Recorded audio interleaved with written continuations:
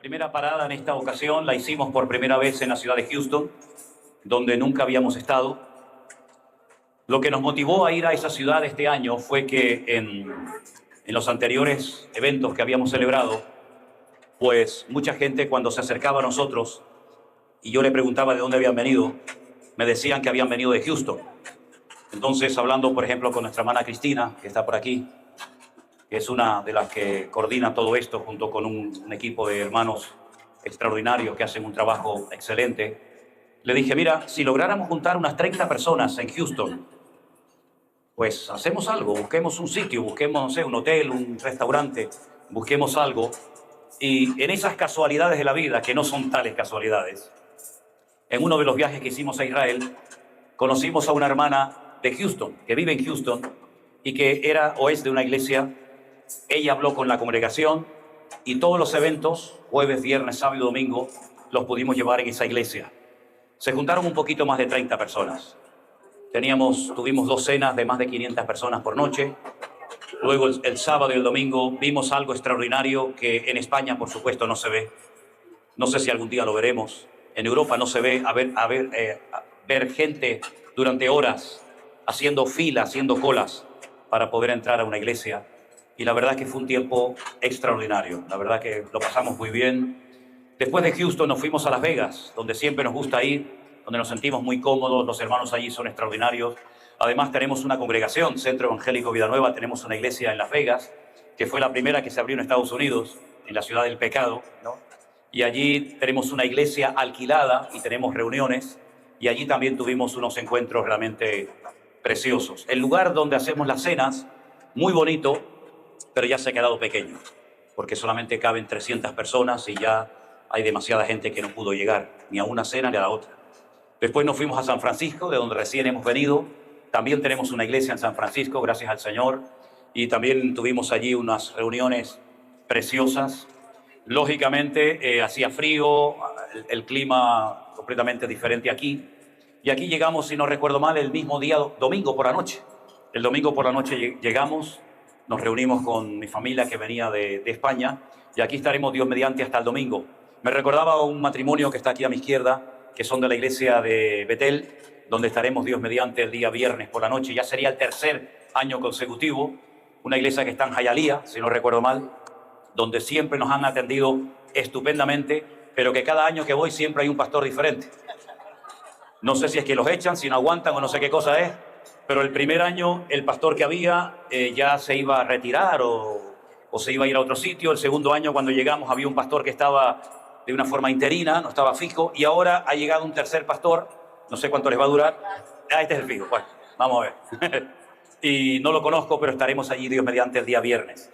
Luego el domingo a la mañana estaremos en una iglesia de un pastor que conocí hace muchos años, cuando yo era director de una emisora de radio en España, la primera emisora de radio que se estableció en las Islas Canarias. Veníamos todos los años a algo que no sé si se sigue haciendo aquí en Miami. Se llamaba en aquella época Expolit. No sé si... Sí, bueno, ok. Yo vine durante varios años a Expolit. La idea era hablar con los famosos, hablar con los grandes. Nosotros éramos una hormiga en el desierto, pero yo me conformaba con que me dieran los cassettes. ¿Se acuerdan los cassettes aquellos de aquella época? Que había que golpearlos así, cuando se rompía un lío. Pues para que los famosos, los cantantes, me dieran sus predicaciones, me dieran música para poner en nuestra emisora de radio. Y así vinimos durante 3 o 4 años, me parece, aquí a Miami, a esa exposición de Expolit. Recuerdo que un año estando aquí en Miami, pasé por una mesa y vi unas radios de color azul, muy curiosas porque tenían como un cable, que era la antena, que se colgaba al cuello de la persona. Eran un ministerio canadiense, creo que se llamaba Galcón, si no recuerdo mal. Me acerqué a la mesa y pregunté qué era aquello. Y me dijeron que ellos eran un ministerio de comunicaciones cristiano, que hacían unas emisoras de radio para regalar, que solamente se podía sintonizar una frecuencia de radio. En este caso, la nuestra, ¿no? O la que correspondiera. Entonces, estaban alimentadas por un panel solar pequeñito y en cualquier parte siempre se podía cargar, porque siempre y cuando hubiera sol.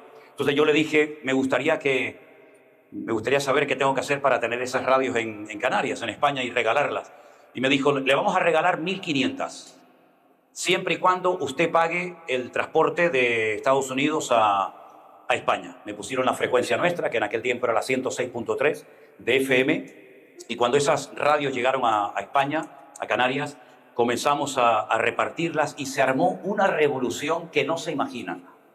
Una mañana, cuando voy a la emisora de radio, yo tenía todas las mañanas un programa de 9 de la mañana a 1 del mediodía, pues me llama un hermano de otra congregación y me dice, ¿has leído el periódico hoy?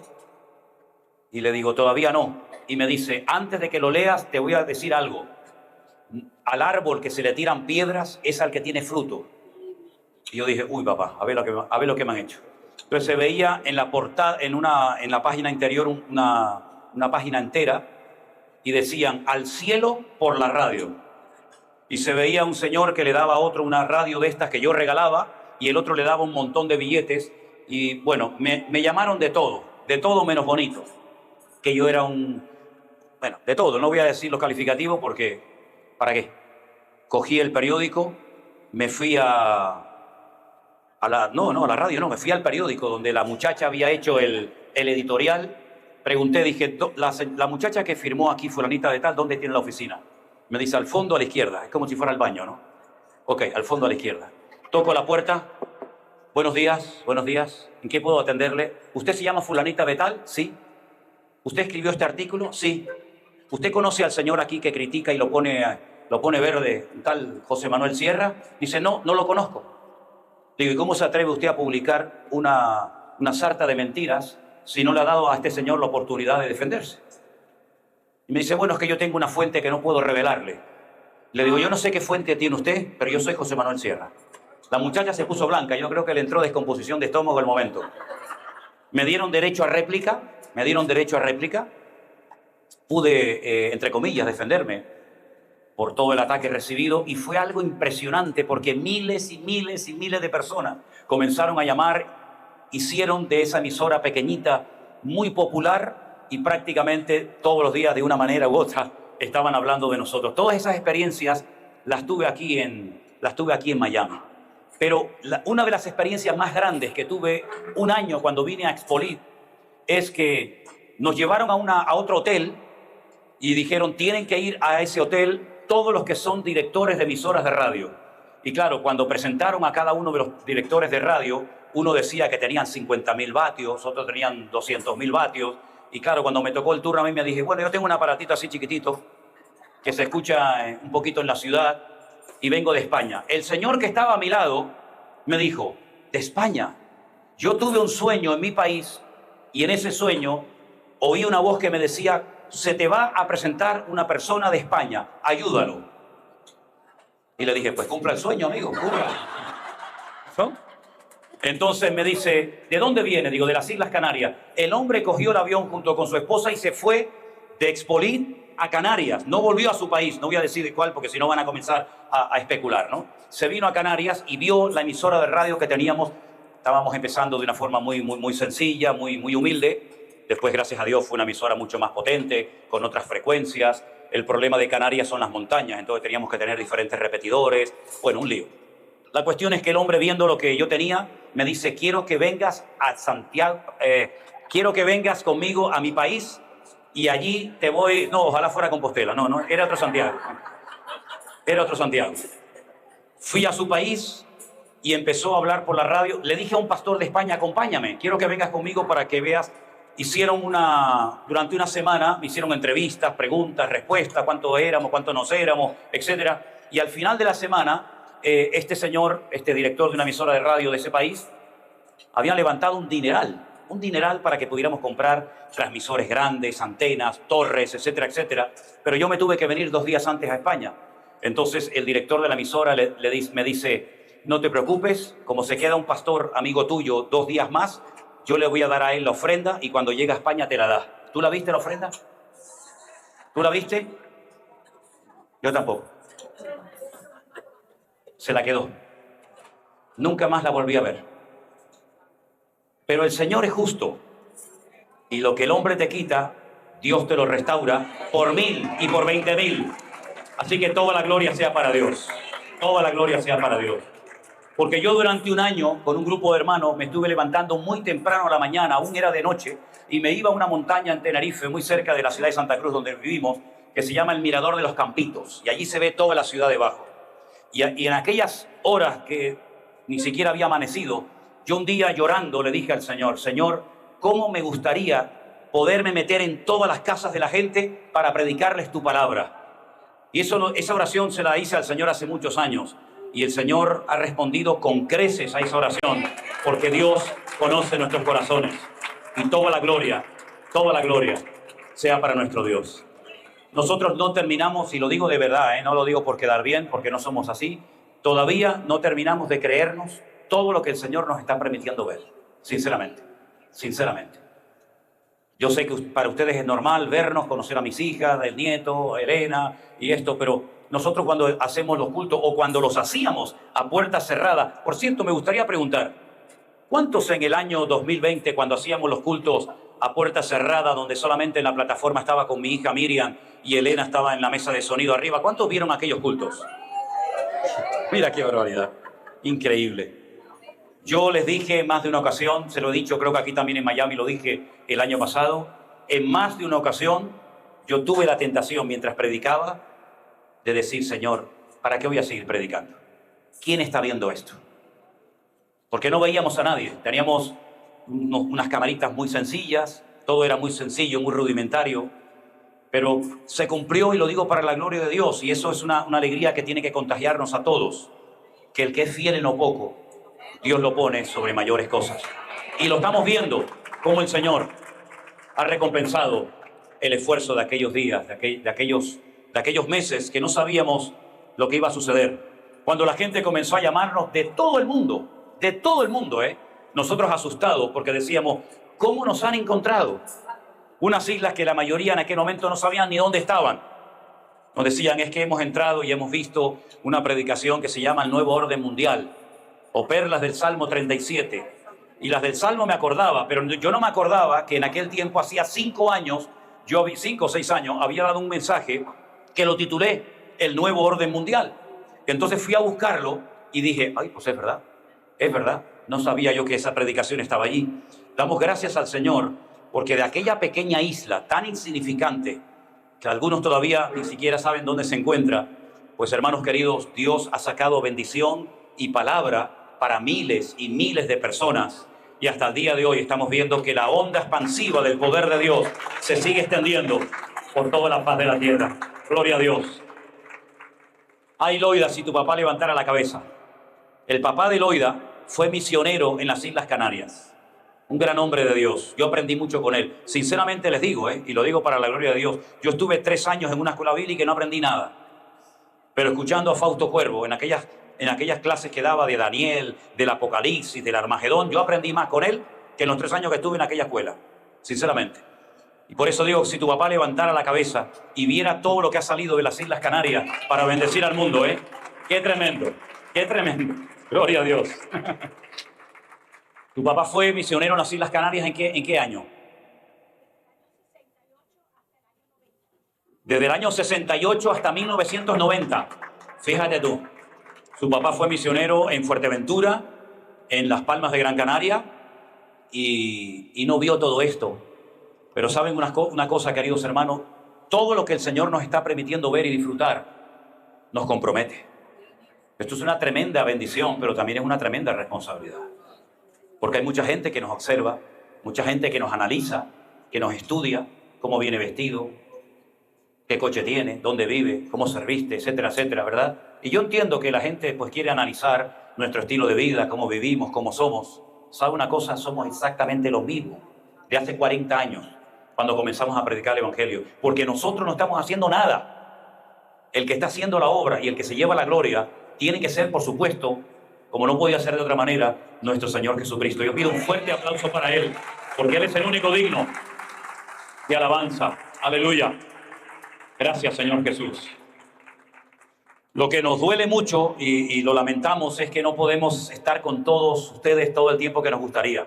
Hablamos con uno un poquito, hablamos con otros, nos cuentan un poquito el testimonio. Esta noche hay una hermana que cuando yo la conocí hace 1 año o 2, no recuerdo, ¿cuánto? 3 años, trajeron esa noche a una carpa donde nos estábamos reuniendo, no sé cómo se llama aquel sitio, Cristina, es la iglesia del Pastor José, la iglesia Esmirna. él había colocado fuera de la iglesia en un terreno que tiene. Nosotros la llamamos, él la llama la iglesia de Esmirna. Nosotros la llamamos la iglesia de los pavos, porque tiene un montón de pavos reales fuera. Y allí puso una carpa muy grande y oramos porque creíamos que iba a caer un palo de agua terrible. Y trajeron en una silla de ruedas, recién salida prácticamente del hospital, con un montón de vendajes y de cosas, perdone que no recuerde su nombre, Magali. Usted en aquel momento salió del hospital y ¿qué tenía, hermana? Le quitaron un pecho, tenía lo que tenía. Pues ella salió esa noche o ese día del hospital, la llevaron directamente a esa carpa al aire libre donde estuvimos predicando la palabra, y yo me alegro de verla también esta noche, mi querida hermana, y le damos toda la gloria y la honra al Señor. Dios le bendiga, Dios le bendiga, bendiciones, qué bueno. Y me alegro también mucho de ver a Yurkiel y a su esposa. Ellos vivieron en Tenerife durante un tiempo. Bueno, son de la iglesia de los Pavos. No sé si están allí, ¿no? Están allí, ok. Y nos ayudaron mucho cuando estuvimos haciendo obras internas en la iglesia, y luego se nos vinieron para acá. ¿Tuviste hace poco por Tenerife? Ah, mira. Es que me dijo Priscila, no, si estuvo hace poco en Tenerife. Digo, pero si yo no lo vi. Dice, que tú no estás nunca, papá. ¿Cómo lo vas a ver? ¿Cuándo fue eso? Ajá. Fíjate tú. No coincidimos, pero ya digo, ellos estuvieron viviendo en la isla de Tenerife durante un tiempo y fueron una pareja de mucha bendición para todos nosotros. De verdad que me alegro muchísimo de verles a todos ustedes. ¿Comieron bien, hermano? ¿Comieron bien? Gloria a Dios, qué bueno. Y a estas dos niñas que están aquí, bueno, dos niñas, estas dos ya muchachas grandes, yo las conocí así, chiquititas. ¿Con qué edad les conocí a ustedes, más o menos? ¿Con 5 años? ¿Y tú con cuánto? 2 y medio y 5 años, fíjate tú. Claro, algunos dirán, dice, bueno, pero ¿cuántos años tiene este hombre? ¿No? 2 y medio y 5. Ah, amigo, yo soy del siglo pasado. ¿Qué te parece? Hay un salmo que llevo días meditando en él. Es un salmo que incluso tiene música y probablemente muchos de ustedes lo conozcan. Y es un salmo que se escribió para cantarlo con alegría. Porque en la Biblia tenemos 150 salmos y no todos tienen la misma temática. Hay salmos mesiánicos que apuntan directamente a la figura, a la persona de Jesús, a sus sufrimientos, a sus glorias, ¿verdad? Nos hablan algunos salmos de cómo iba a morir, de cómo iba a ser vendido por uno de sus discípulos, el hombre de mi paz, ¿verdad? Levantó contra mí su calcañar, el número de monedas que iban a pagar por él. Así que hay aproximadamente como unos 75 salmos mesiánicos. Luego hay otros salmos que son oraciones. Por ejemplo, el 90. El Salmo 90, que lo escribió Moisés, es una oración preciosa. Tú has sido nuestro refugio de generación en generación, ¿verdad? Hay salmos que son canciones, ¿verdad? Y muchas veces la gente se olvida de que encima de muchos salmos aparece una información que nos indica si es un salmo que se canta, y si se canta, si se puede cantar a capela o con algún instrumento de música, ya sea un instrumento de cuerda, de viento, de percusión o con todos. Y hay unos salmos que se llaman salmos de las subidas, no sé si lo han visto, salmos para las subidas o cántico para la subida, los Shir Ma'alot, que son salmos que se cantaban cuando la gente subía a Jerusalén a adorar a Dios, o también hay otra opinión que dice que se cantaban en unas gradas, en unos escalones que había, donde se ponía el coro de los levitas para cantar al Señor en los días de las fiestas importantes, ¿no? Que se celebraban en Jerusalén, la fiesta de Pascua, la fiesta de Shavuot, Pentecostés, la fiesta de los tabernáculos. Y este salmo que yo voy a leer, que es el salmo número 100, tan solo tiene 5 versículos. Pero créame, sinceramente les digo que podríamos hacer un estudio bíblico, casi yo me atrevería a que de muchas palabras del salmo, porque desde el principio hasta el final encontramos cosas tremendamente interesantes. Yo solo voy a leer todo, no lo voy a leer todo, no lo voy a compartir todo, pero mañana voy a compartir otra parte. Y dice el salmo: cantad alegres a Dios, habitantes de toda la tierra. Si no es un salmo única y exclusivamente para el pueblo de Israel, es para Kol Haaretz, para toda la tierra. Ahora, cuando vamos a la Biblia, encontramos que hay 2 palabras para referirse a lo que es la tierra. Tenemos la palabra Adamá y tenemos la palabra Haaretz. La palabra Adamá era una tierra del jardín del Edén, de una parte del jardín del Edén, que el Señor nuestro Dios utilizó para crear a Adán. De ahí viene la palabra Adán, de Adamá, de una tierra que el Señor tomó que era de color rojo, de color rojiza, como la arcilla. De ahí viene el color Adón o Dan. también viene el color de la sangre, el color rojo, ¿verdad? Pero no dice que solamente los que habitan en esa parte del mundo tienen que cantar alegres a Dios, sino dice habitantes de toda la tierra. Sí, tiene que traspasar las fronteras de Israel. Los habitantes de todas las naciones de la tierra dice que tienen que cantar alegres a Dios. Y no solamente cantarle al Dios Todopoderoso, sino servirle con alegría y venir ante su presencia con regocijo. Y hay que reconocer, y ahora hay aquí como un juego de palabras que intentaré explicarlo lo mejor posible, reconocer que Jehová es Dios. Eso es lo que nos dice el Salmo que hay que hacer, reconocer, entender que Jehová es Dios y que Él nos hizo y no nosotros a nosotros mismos, que somos pueblos suyos y ovejas de su prado. Entrad por sus puertas con acción de gracias, por sus atrios con alabanza, alabadle, bendecid su nombre, porque Jehová es bueno y para siempre su misericordia y su verdad por todas las generaciones. ¿Cuántos dicen amén? Ahora, este salmo que hemos cantado, ¿me ayudas un segundito a todo eso ahí? Es un salmo muy hermoso porque nos habla acerca de nuestras responsabilidades delante de Dios, de lo que tenemos que hacer. Yo noto que hay muchos creyentes que a veces hasta en sus oraciones le recuerdan a Dios lo que Él tiene que hacer. Bendíceme, ayúdame, prospérame, protégeme, etcétera, etcétera, ¿no? Pero este salmo nos recuerda nuestros deberes, nuestras responsabilidades delante de Dios. Y no son sugerencias, no son propuestas, son imperativos. Canten, alégrense, sirvan, entren, ¿verdad? Por lo tanto, es un salmo que nos habla acerca de cómo tenemos que comportarnos delante de Dios. Es un salmo que nos educa. Es un salmo que nos enseña a vivir una vida diferente a la que hemos tal vez aprendido a vivir fuera de los caminos del Señor. Ahora, es interesante notar que en el último texto, que es el que fundamentalmente yo quiero hablar en esta noche, dice que Dios es bueno, que para siempre es su misericordia y su verdad por todas las generaciones. Si nosotros comenzamos a anotar en un papel, en una libreta, todas las veces que Dios manifestó su bondad o su misericordia, nos faltarían muchas libretas, muchos papeles. Porque desde el primer libro de la Biblia hasta el último, constantemente vemos derramada y manifestada la bondad y la misericordia de nuestro Dios. Podríamos hablar del primer hombre que desobedeció a Dios, de Adán. Dios podía haberse lavado las manos. Él sabía perfectamente lo que tenía que hacer y lo que no tenía que hacer. Sin embargo, desobedece a Dios, tanto uno como otro. Se desconectan de Dios, prefieren creerle las mentiras del diablo que las verdades que Dios le había revelado y les había compartido. Dios podía haber dicho, yo se lo advertí, yo les dije lo que les iba a suceder, las consecuencias terribles que ustedes iban a experimentar si me desobedecían. Pero Dios no se limpia las manos, no se desentiende de Adán y Eva, sino que los busca y estos curiosamente se esconden de Dios. Oí tu voz, tuve miedo y me escondí. Pero sin embargo Dios buscó al hombre. El hombre no buscó a Dios. Sin embargo Dios lo busca. Adán, Adán, ¿dónde estás tú? Lo confronta con su realidad. Lo confronta con su desconexión espiritual y le enseña que a pesar de su desobediencia, a pesar del pecado terrible que ha cometido, que ha dudado de Dios, de su palabra, de su misericordia, de su bondad, le muestra el Señor otra forma de acercarse delante de Dios y fueron los famosos sacrificios animales, ¿no? A partir de ahora los seres humanos ya no podrían acercarse a Dios libremente como en principio era, sino que ahora tendrían que reconocer que eran pecadores, apartados de Dios, poniendo sus manos sobre las cabezas de aquellos animales inocentes y viendo cómo morían en lugar de ellos y cómo tenía que derramarse la sangre, porque sin derramamiento de sangre, dice la Biblia, no hay remisión de pecados. Y Dios le enseñó al hombre que a pesar de su pecado, a pesar de su rebeldía, todavía la bondad y la misericordia de Dios pueden contar con ella. Porque ese es nuestro Dios. El Dios que sabía que el hombre le iba a fallar, pero aún así lo crea y aún así lo sigue amando y aún así lo sigue buscando, ¿verdad?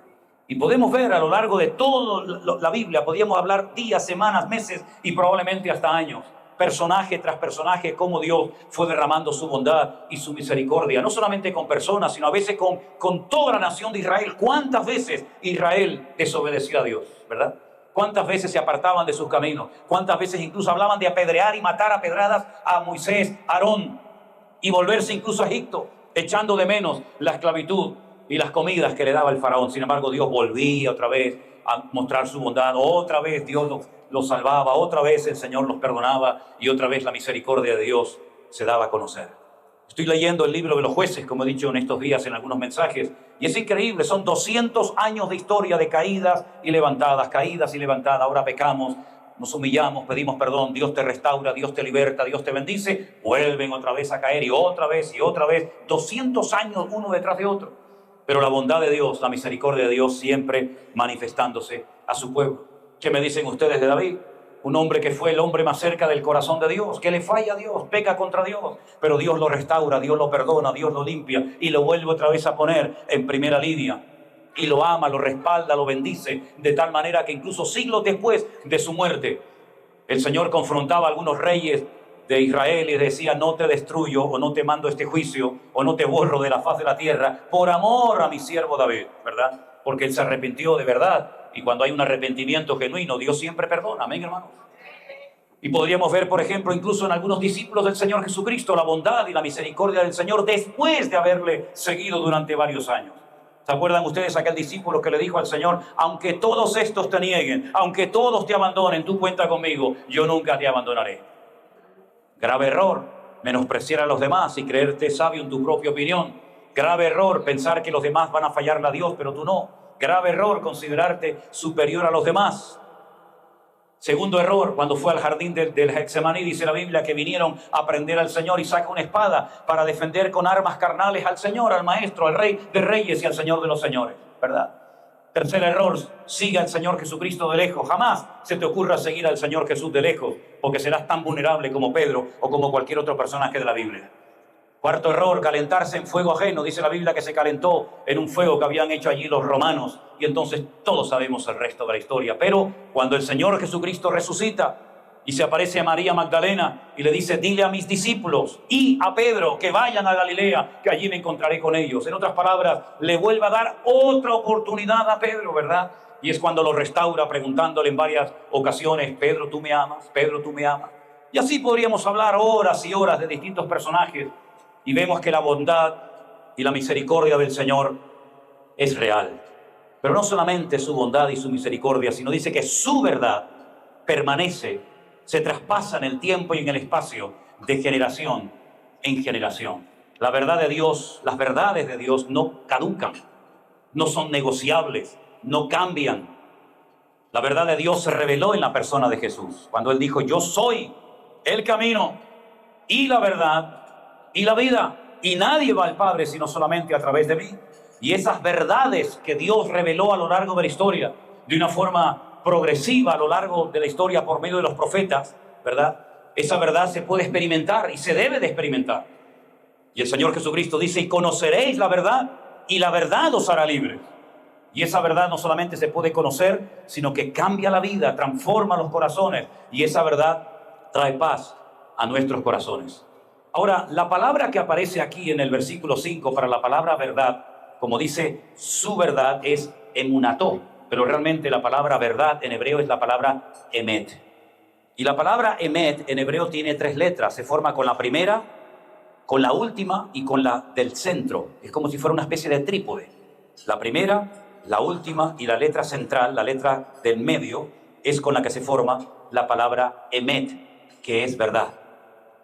Es interesante que en esa palabra verdad o emet, y no es la primera vez que nos encontramos con una palabra que podemos sacar tantas riquezas y tantas cosas ocultas, podemos ver que en una sola palabra a veces se pueden sacar hasta 750 palabras de la misma palabra, partiéndola a la mitad, usando las primeras letras, las letras de medio, las letras finales, y es un estudio muy interesante. En la palabra emet aparece en las 2 primeras letras la palabra em, que es la palabra madre. Y si juntamos las 3 primeras, encontramos la palabra amén, también dentro de la palabra emet. Y no solamente encontramos la palabra verdad, la palabra madre, sino también encontramos la palabra emuná, que significa fe. Es decir, que de una sola palabra podemos extraer tanta riqueza para nuestra vida, hasta el punto que uno se pregunta: ¿y por qué la palabra em o mamá o madre está dentro de la palabra verdad o dentro de la palabra fe. Lo he dicho en varias ocasiones. Cuando el apóstol Pablo se entera de lo mal que lo está pasando Timoteo en la ciudad de Éfeso, donde lo ha dejado al frente de la obra como pastor, que incluso llega a enfermarse y llegan a menospreciar su juventud, el apóstol Pablo le escribe a Timoteo varias epístolas, varias cartas. Y en una de ellas dice algo muy interesante referente a sus antepasados, concretamente en su abuela y en su madre. Dice: Timoteo, observándote, yo que te conozco y te engendré en mis prisiones, yo sé que la fe que ahora tienes habitó primeramente en tu abuela Loida y después en tu madre Eunice. Y estoy convencido de que ahora también está en ti esa fe. En otras palabras, fue una fe que supieron traspasarla de una generación a otra generación. Tenemos a la abuela Loida, tenemos a la madre Eunice y tenemos ahora al hijo Timoteo. Y casi vuelve a repetirse lo que tantas veces vemos en el Antiguo Testamento cuando dice el Dios de Abraham, el Dios de Isaac, el Dios de Jacob. Es decir, todas las verdades, todas las experiencias y todo el conocimiento que los primeros tuvieron con Dios no se las llevaron a la tumba, sino que fueron personas que abrieron su corazón y sus bocas, transmitiendo la fe, transmitiendo sus experiencias y enseñándole a la gente a conocer, a honrar y a servir al Dios que tantas maravillas había hecho por ellos. Ahora, la palabra de Dios nos enseña, por ejemplo, en el capítulo 11 de la carta a los Hebreos, el capítulo de la fe, de la emuná, que a lo largo de la historia Dios fue levantando puntos de referencia, hombres o mujeres, a través de los cuales podemos inspirarnos y ver que lo que hicieron o lo que dijeron en un momento puntual de la historia les ayudó a pasar a la historia y a encontrar sus nombres en la Biblia como hombres de fe. No sabemos si cantaban bien, no sabemos mucho de sus aspectos físicos, no sabemos si eran altos, bajos, gordos, flacos, pero sí sabemos que Abraham y su esposa Sara y Moisés y José y David y Rahab y tantos personajes fueron hombres y mujeres de fe por lo que hicieron o por lo que dijeron. Y en la palabra verdad también encontramos la palabra fe. La puedes leer, si fuerais capaces de leer en hebreo, te das cuenta que cuando dice emuná, también estás viendo la palabra verdad y la palabra fe. ¿Por qué? Porque la fe que nosotros tenemos no es una fe fingida, no es una fe inventada, no es una fe ciega, es una fe que está basada en hechos concretos, en la verdad eterna de la palabra de Dios. Y el Señor Jesucristo dijo que el cielo y la tierra pasarían, pero su palabra siempre permanecería por toda la eternidad. Una de las cosas que hemos visto en estos años, desde aquellos días de la pandemia, en marzo del 2020, es que miles de personas que se expusieron y se atrevieron a leer la palabra de Dios, sus vidas fueron impactadas de una forma tremenda. Gente que nunca había leído la Biblia. Tenemos testimonios de personas ultracatólicas, personas casi de misa diaria, personas que jamás habían leído la palabra de Dios, que en aquellos días comenzaron a hacerlo. Nosotros nos enteramos años más tarde.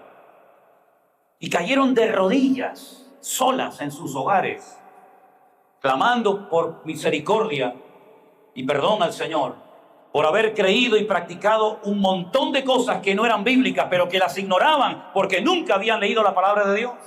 Y la palabra les sacudió el alma, la palabra les quitó las arrugas de sus corazones y se dieron cuenta de que habían sido ignorantes y ciegos durante muchos años y habían heredado religiones y costumbres y tradiciones de sus antepasados, pero que nunca se habían atrevido a analizarlas a la luz de las Sagradas Escrituras para ver si esas prácticas o creencias eran correctas o eran totalmente aberrantes ante los ojos de Dios. Por eso cuando leemos el Salmo 100 decimos: Señor, nosotros no tenemos que estar llenos de vino o de mosto o de cualquier otra sustancia para entonarnos y comenzar a cantar como hace la gente del mundo, ¿verdad? Que hacen una fiesta y comienzan a beber y de repente uno saca una guitarra, el otro saca una pandereta, el otro saca un acordeón y comienzan a cantar bajo los efectos de... Nosotros no cantamos para estar alegres, ni siquiera eso.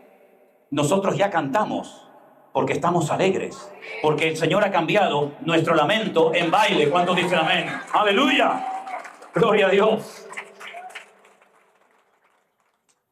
Cuando conocemos esa verdad de que no somos producto de una evolución, sino de una creación de Dios, Cuando reconocemos que nuestro Dios tiene poder creativo y que fue capaz con el poder de su palabra de crear todo cuanto existe y darle forma y diseño y propósito a todo lo que existe, incluso a nuestras propias vidas, reconocemos que como Él no hay otro. Ahora, en este salmo aparece en varias ocasiones el nombre propio de Dios. ¿Y cuántas veces me han preguntado, por qué cuando usted lee la Biblia no dice la palabra Jehová? Como si eso fuera algo tan importante que le quita el sueño a usted. Bueno, yo les quiero contar que cuando yo comencé a ir hace años a predicar a Italia, y yo leía en aquellos años la palabra Jehová, muchos hermanos, incluso pastores, me preguntaban qué era eso de Jehová. Porque en las Biblias en Italia no aparece la palabra Jehová para nada. Donde sale el nombre Jehová en nuestras Biblias, ellos ponen el Eterno. Porque el nombre Jehová es un nombre, entre comillas, vamos a decir, inventado. ¿En qué sentido me refiero cuando digo inventado? Hubieron unos personajes que se atrevieron y lo hicieron bien, y gracias por el trabajo que realizaron, que fue excelente, llamados los masoretas. Los masoretas crearon un sistema de vocales, de puntos y rayas encima, debajo o a un lado de las consonantes, porque el Aleph Bet, es decir, el idioma hebreo bíblico, no tiene vocales. Se habla no que se hable sin vocales, sino que se escribe sin vocales. Y hay que saber leer muy bien para saber cómo se pronuncia esa palabra, puesto que no tiene vocales. Con el paso del tiempo, la gente fue perdiendo, debido al cautiverio, debido a la diáspora y debido a muchos elementos, fue perdiendo la capacidad de leer correctamente el texto bíblico. Entonces, para que pronunciaran las palabras correctamente y no la pronunciaran con una vocal A o una vocal E o una O o una U, lo que hicieron estos señores llamados los masoretas fue crear un sistema de rayas y de puntitos, ¿verdad? Vocales, para que la gente cuando lea el texto bíblico sepa si es A, E o cualquier otra vocal. Y no solamente hay 5 vocales, sino hay vocales cortas, vocales más largas, porque nosotros le damos al texto bíblico la velocidad que queremos. Yo puedo decir, cantad alegres a Dios, habitantes de toda la tierra, servir a Jehová con alegría, venid ante su presencia con regocijo. Y yo le doy al texto, a la lectura, la velocidad que yo quiero darle. O puedo leerlo más lento, cantad alegres a Dios, habitantes de toda la tierra. Estoy leyendo lo mismo, pero a otra velocidad. El texto bíblico no se lee a la velocidad que yo quiero, sino a la velocidad que el texto me dice que tengo que leerlo. Porque es como la música, ¿verdad? Las corcheas, las negras, las blancas, las semifusas, todo tiene un tiempo y usted tiene que guardar el tiempo en el pentagrama. Exactamente igual, la Biblia es como música y hay que entonarla y hay que leerla a la velocidad que me dice el texto. Estos personajes, estos masoretas que querían que la gente pronunciara el texto bíblico correctamente, se encontraron con un nombre que son 4 consonantes, Yod, Hei, Vav, Hei. Son 4 consonantes y ese es el nombre propio de Dios.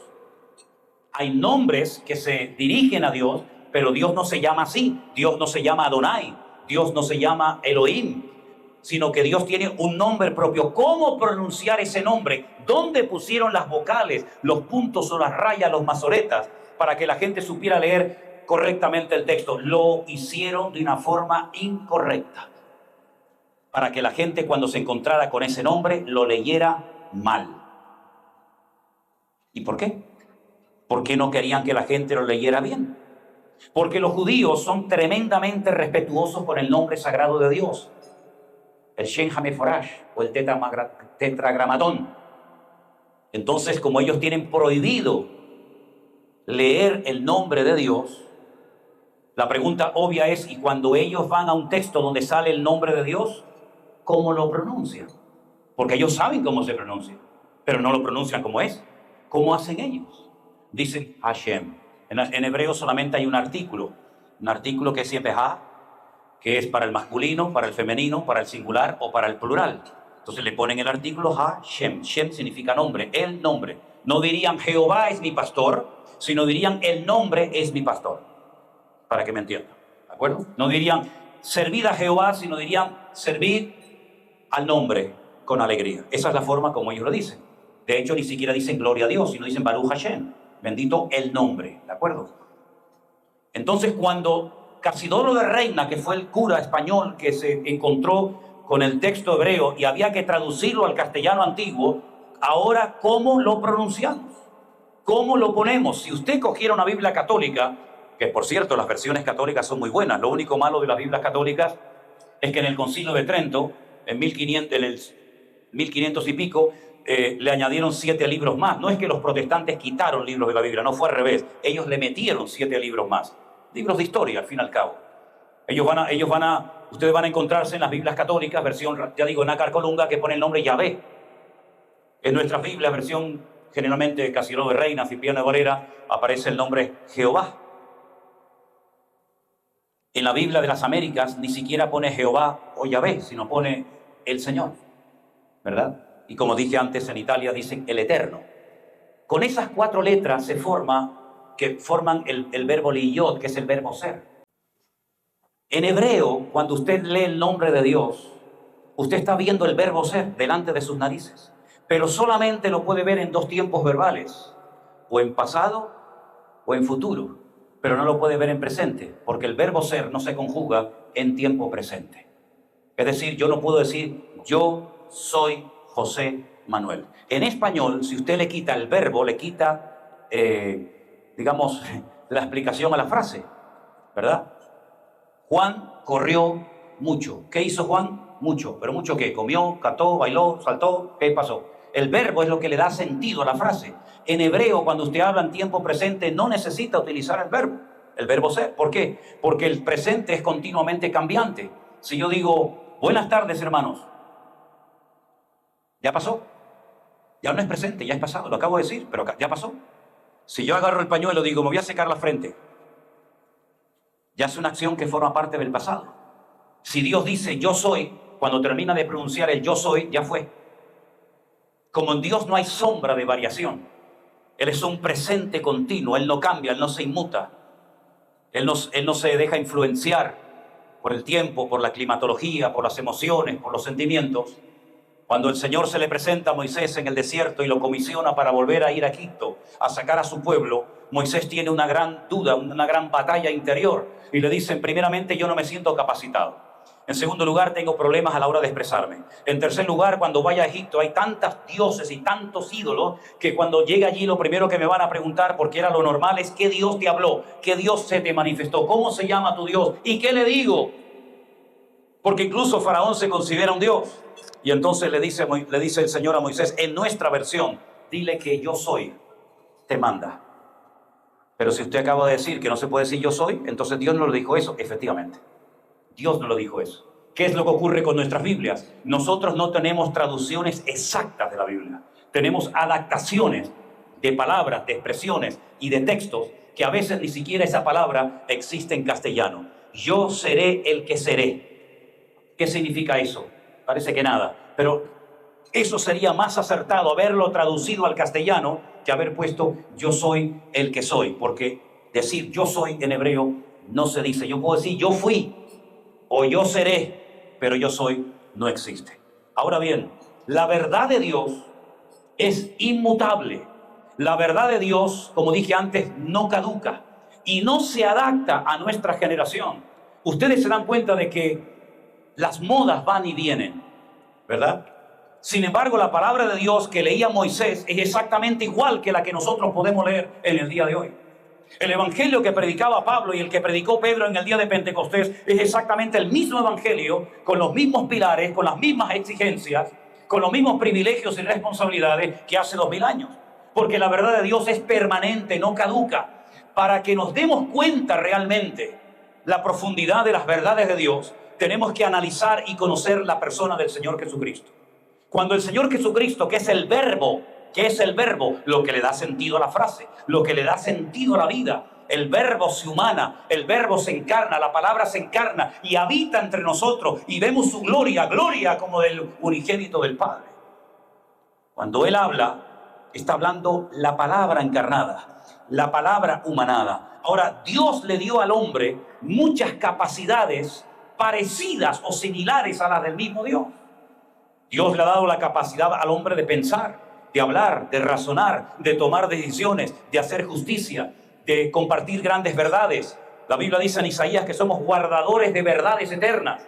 Sin embargo, Dios no le dio al hombre la capacidad de crear con la palabra. Nosotros siempre necesitamos una materia prima: plástico, metacrilato, madera, plástico, hierro, bronce, oro, lo que sea, para poder hacer algo.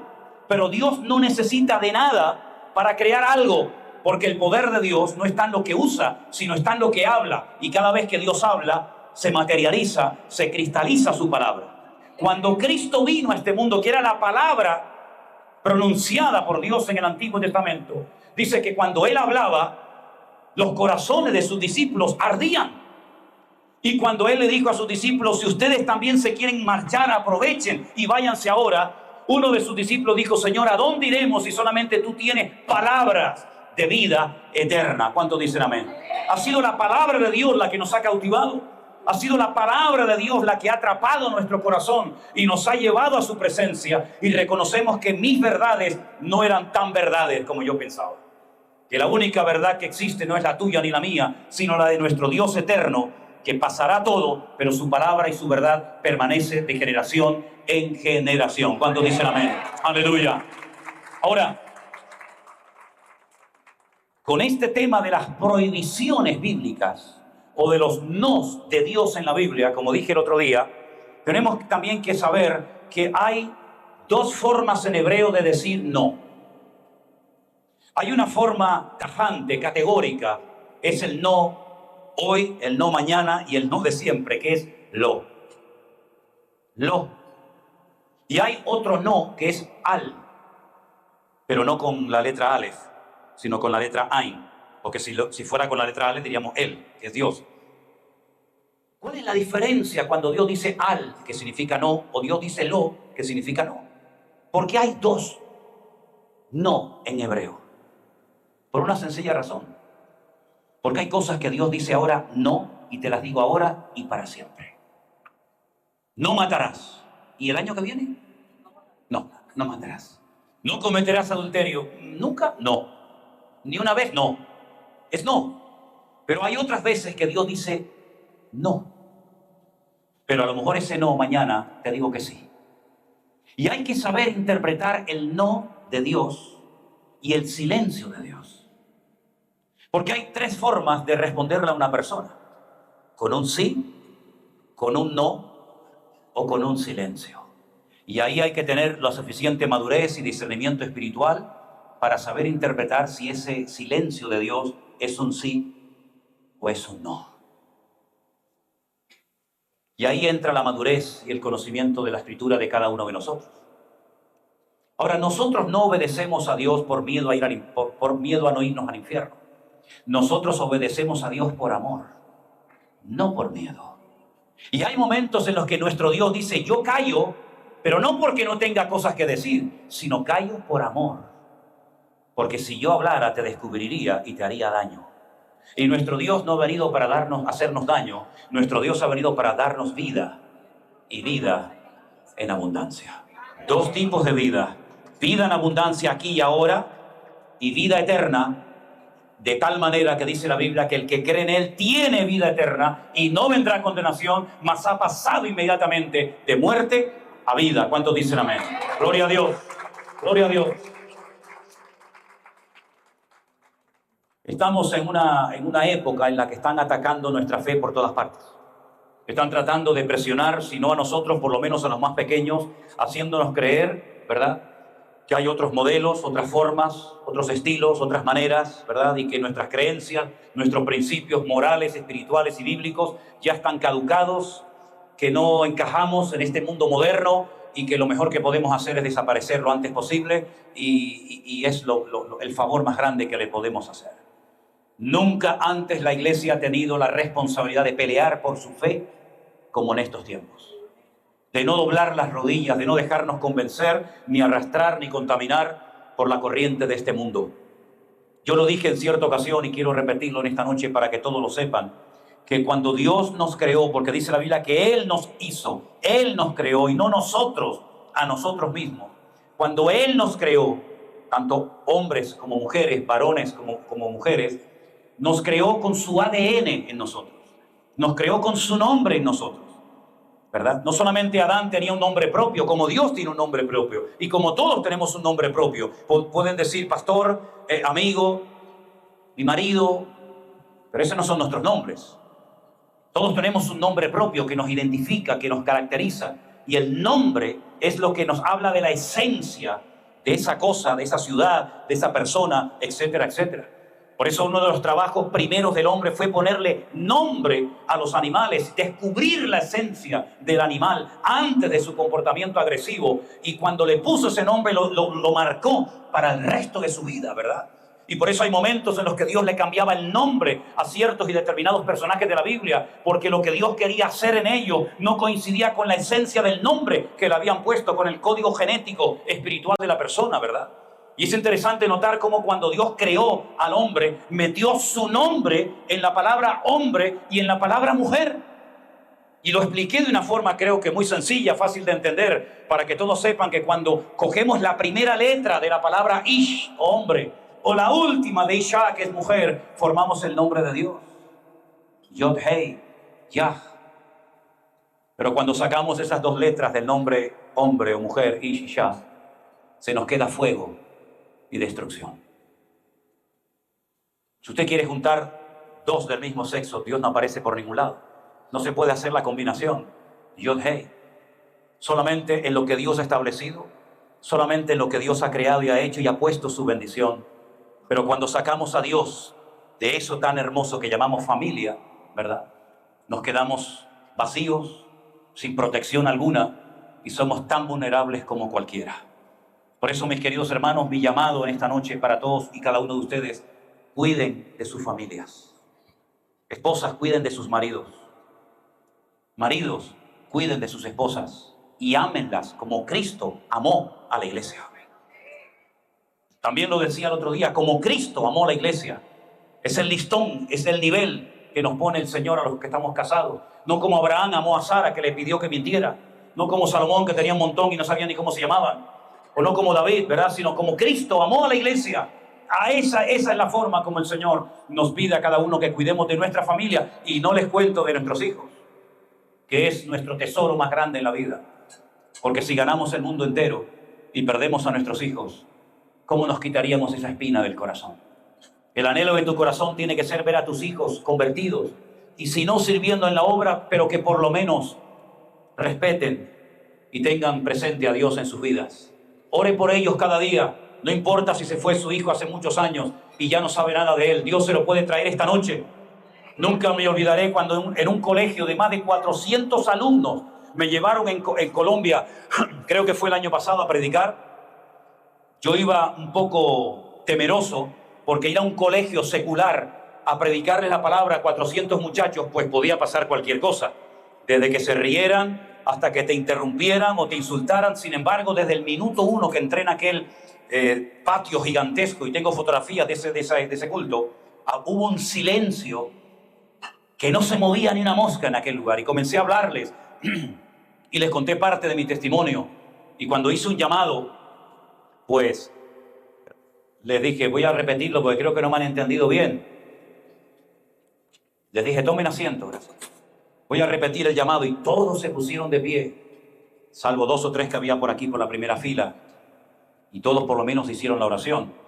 Y después de esa reunión en aquel colegio allí en Tierra Alta, en Colombia, en un lugar muy humilde, en un lugar muy problemático, de familias destrozadas, de drogas, de narcotraficantes y de tantas historias, se me acercó una jovencita, yo calculo que tendría 13, 14 años aproximadamente, llorando, y me dijo, mi hermana ha desaparecido del hogar y no sabemos nada de ella. Y allí generalmente cuando alguien desaparece por mucho tiempo, lo más probable es que ya esté muerta. Le dije, mira, tú hoy has aceptado al Señor como tu Salvador personal, tú has creído en la verdad de la palabra de Dios, y ahora el Señor está dentro de tu corazón. Ahora tú también puedes orar y el Señor te va a escuchar a ti exactamente igual que a mí. Vete a tu casa, ponte de rodillas en tu habitación y ora para que tu hermana aparezca. Hacía muchísimo tiempo que no sabía nada de ella. La madre estaba destrozada. Bueno, el padre ya se había también marchado hace mucho tiempo. Pero esa noche teníamos culto en nuestra congregación allí en esa localidad de Colombia. Y la muchacha vino muy bien arregladita, ya no venía con el uniforme del colegio, y vino con su mamá. Y yo estaba en la puerta de la iglesia casualmente y le di la bienvenida a las dos. La niña me presentó a su madre y llorando me dijo, tengo que contarle algo, pastor. Digo, dime. Dice, yo fui a mi casa, me puse de rodillas como me dijiste, pedí a Dios que viniera mi hermana y mi hermana ha regresado hoy mismo al hogar después de un montón de tiempo sin saber nada de ella. Bendito sea Dios. Nuestro Dios no ha cambiado, hermano. Su verdad es por todas las generaciones. Y una de esas verdades, podríamos hablar de miles, una de esas verdades predicadas por el Señor dijo, pedid y se os dará. Buscad y hallaréis. Llamad y se os abrirá. Todo aquel que pide recibe. El que busca halla y el que llama se le abrirá. Y pone un ejemplo muy fácil de entender. Y dice, si vosotros siendo malos sabéis dar buenas dádivas a vuestros hijos, de tal manera que si un hijo te pide un pan no le vas a dar una piedra, o si te pide un pescado no le vas a dar un escorpión. Si vosotros siendo malos sabéis dar buenas dádivas a vuestros hijos, ¿cuánto más mi Padre Celestial os dará las cosas que ustedes necesitan? Así que mis queridos hermanos, vamos a agarrarnos de estas verdades y decir, Señor, yo he creído en ti, yo creo que tú no has cambiado. Hermano, yo no sé si hay alguno aquí que crea en eso, pero yo le digo, yo creo que el poder de Dios no ha menguado ni ha caducado. Yo no soy de los que enseñan, con todo mi respeto lo digo, yo no soy de los que enseñan que cuando murieron los apóstoles se acabó el poder de Dios. Ya no hay milagro, ya no hay... No, yo no creo en eso. A mí me sanó un Dios poderoso, a mí me libertó un Dios poderoso y a mí me cambió la vida un Dios que sigue transformando corazones y familias enteras.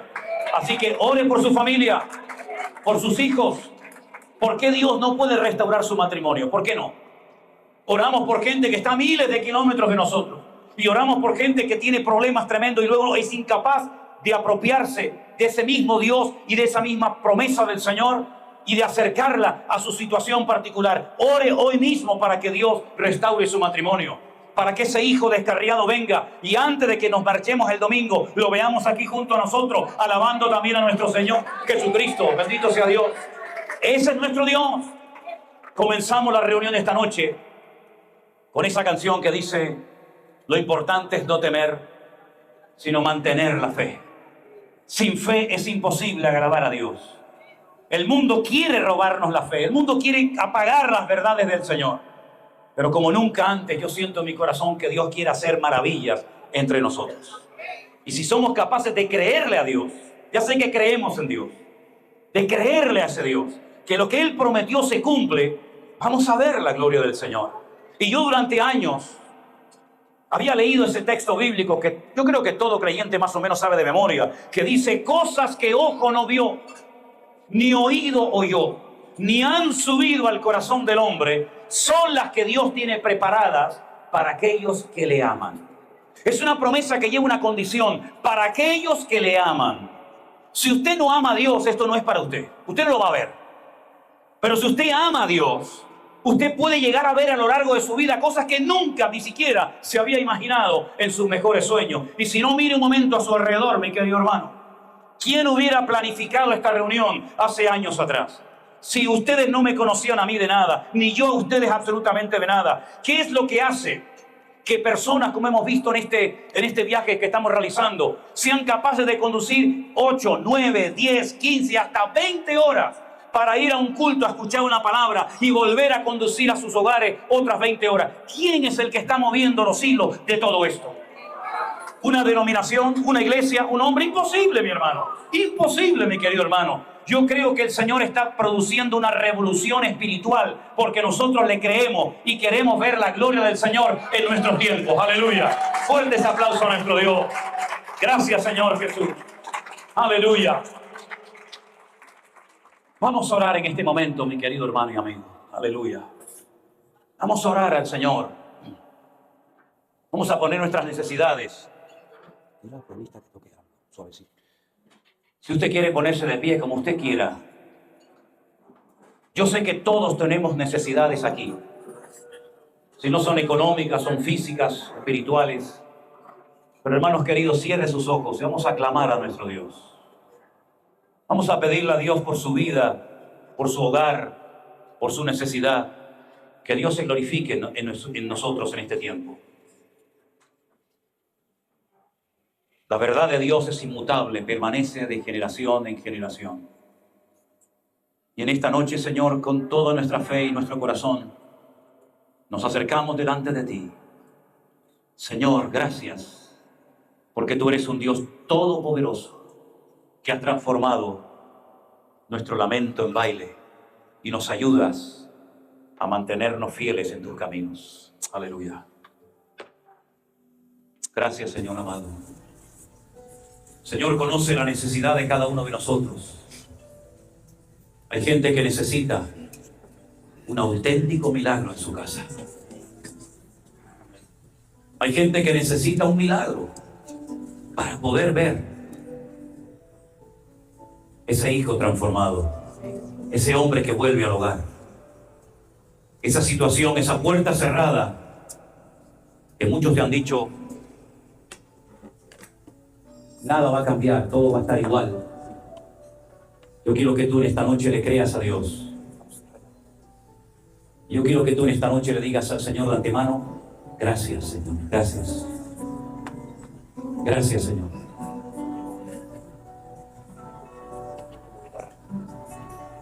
Aleluya, Jesús.